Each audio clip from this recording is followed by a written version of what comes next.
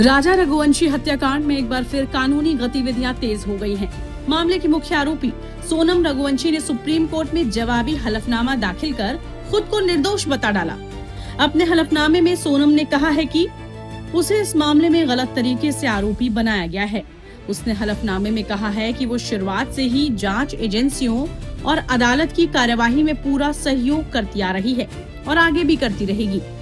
इस मामले में सुप्रीम कोर्ट में 9 जुलाई को अहम सुनवाई हो सकती है।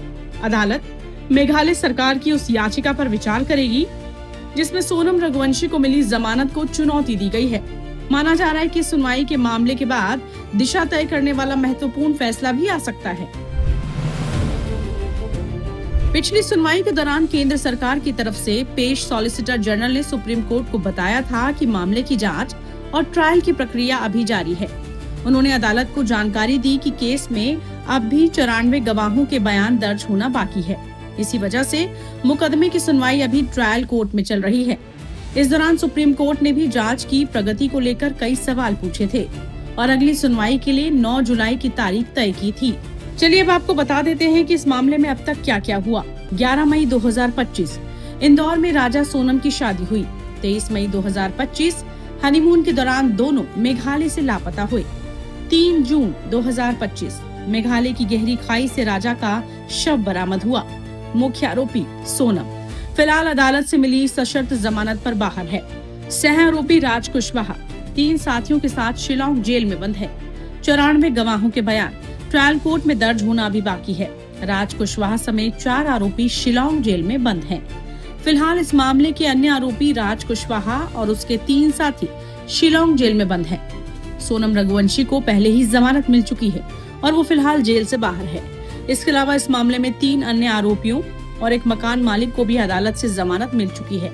बता दें कि राजा रघुवंशी और सोनम रघुवंशी की शादी 11 मई 2025 को इंदौर में हुई थी। शादी के कुछ दिन बाद दोनों हनीमून मनाने के लिए मेघालय गए थे।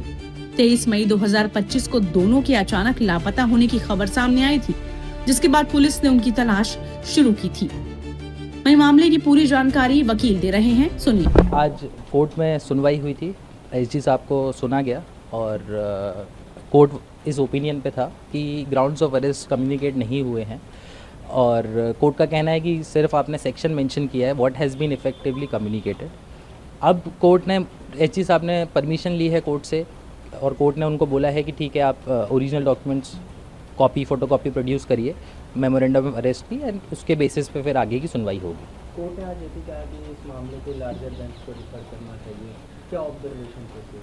सर, लार्जर बेंच का इशू इसलिए आया क्योंकि कोर्ट का ये मानना था कि देयर आर कॉन्ट्राडिक्टरी जजमेंट्स हैं इस सब्जेक्ट मैटर पे, तो उनका ये मानना था कि शायद ये लार्जर बेंच में जाएगा। बट मैं आपको बताना चाहूँगा कि इसमें कोई कॉन्ट्राडिक्टरी जजमेंट नहीं है। द जजमेंट बहुत क्लियर हैं सारे, जो बोलते हैं grounds of arrest communication is mandatory and it has to be in writing.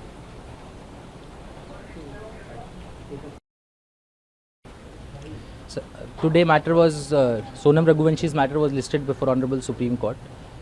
Supreme Court, after hearing SG for a while, has opined that what has been communicated are merely sections, and it does not bear any specific case against us, as mandated by canon of judgments of Honorable Supreme Court.